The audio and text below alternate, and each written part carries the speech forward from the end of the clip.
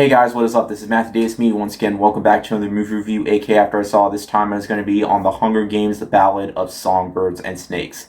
In this film, years before the events of the very first film, before Katniss Everdeen volunteered as tribute, and before Coriolanus Snow became president of Panem, he met up with a young girl years ago named Lucy Gray during the 10th annual Hunger Games, as he's trying to find out whether or not, between his good and evil side, is he worthy of becoming a songbird or a snake. And from here, this movie is divided into three parts, unlike the last movie, which was divided into two movies. This one is, the movie starts with part one, then there's part two, then there's part three. Sometimes I don't really feel like that's entirely necessary for other movies, but here, I actually did feel like it was pretty necessary, because sometimes I do feel like the movie changes when it gets to those certain aspects, changing up the story entirely. Like, I honestly thought the story, for the most part, was actually really solid. Before I go any further, I do want to talk about my thoughts on the Hunger Games movies. I really enjoyed the first two.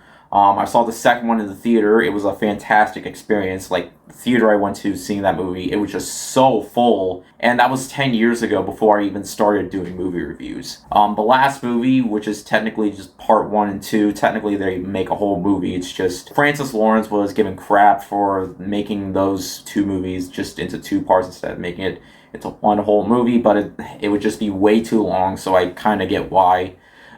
This is just its own movie. Pretty much, it's a prequel, and there's some stuff to this movie that I feel like really worked, other than the acting. Like I mentioned before, I thought the storyline here was pretty engaging for the most part, and the way it plays out throughout most of the movie. I do think that the first two acts are better than the third act, because the third act kind of stumbles a little bit for me, especially when it gets to the very last part of the film. Now, we have ourselves some great performances all around. Rachel Zegler, Peter Dinklage. Some characters I do feel like, while can be really good in terms of their performances, I feel like are just a little bit underdeveloped. Like, I kind of would have liked to see more of Peter Dinklage's character. Throughout a lot of the movies, some characters I feel like just fall under the radar in more favor of I'm just going to say Corey Snow, because I've been having a hard time trying to pronounce his name. So I'm just going to say Corey Snow and Lucy Gray. And Lucy Gray is pretty much the one participating in the Hunger Games. And throughout a lot of the movie, in terms of the Hunger Games themselves, it's pretty much just in one large area. And I kind of liked how it wasn't like in the forest or anything like that, how it was just in one various location. And the movie can definitely be violent, though they do censor a lot of the blood. Compare that to the first movie, which had no signs of censoring anything, and that film could have been very close to an R rating, but got a PG-13 rating because, well, of course, teenagers are into this franchise. But yeah, there are times where it definitely felt like, they could have just shown as much blood as the first movie did, at least. But oh well, most people just came here for a storyline. Like, they don't really, like, in terms of the battles themselves, it's very limited, but sometimes they can be pretty intense. Like, I saw this with my mom. She jumped in her seat quite a bit for a few parts. The movie is a little too overly long. Again, I complain a lot about run times, but they can be earned. Maybe like 20 minutes could have been shaved, then it would have been just fine, but I get why, because it makes sense for dividing it to three parts. Now, I'm going to say this. There was one thing that this movie and most of the MCU movies that come out nowadays have in common. Can you guess what it is? That's right, bad CGI. As there are snakes in the movie, the title isn't misleading at all, and they are very poorly generated in this film. Like, they just look so horrendous, especially during this one scene in the movie where they have a big part and there are just snakes everywhere. Yeah, it didn't look very good, but it can be a bit forgiven because I was engaged for the most part with the storyline, but it does leave a lot of questions to be answered towards the end of the film. I'm not really sure if this is a brand new franchise or anything like that. If it is, then that kind of has me a little bit worried, because it's been 8 years since the franchise ended.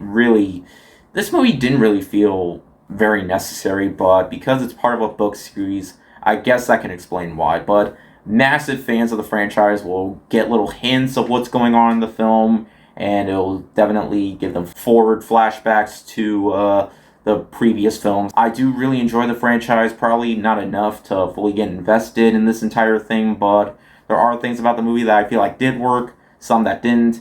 I feel like some characters were just a little too underdeveloped, and the finale just, it kind of, I don't know.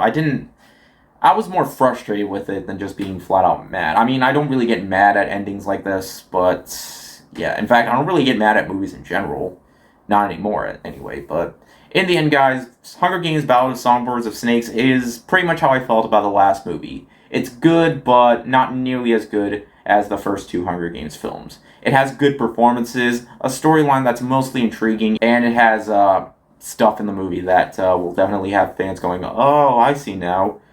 Some of it will make sense, some of it won't.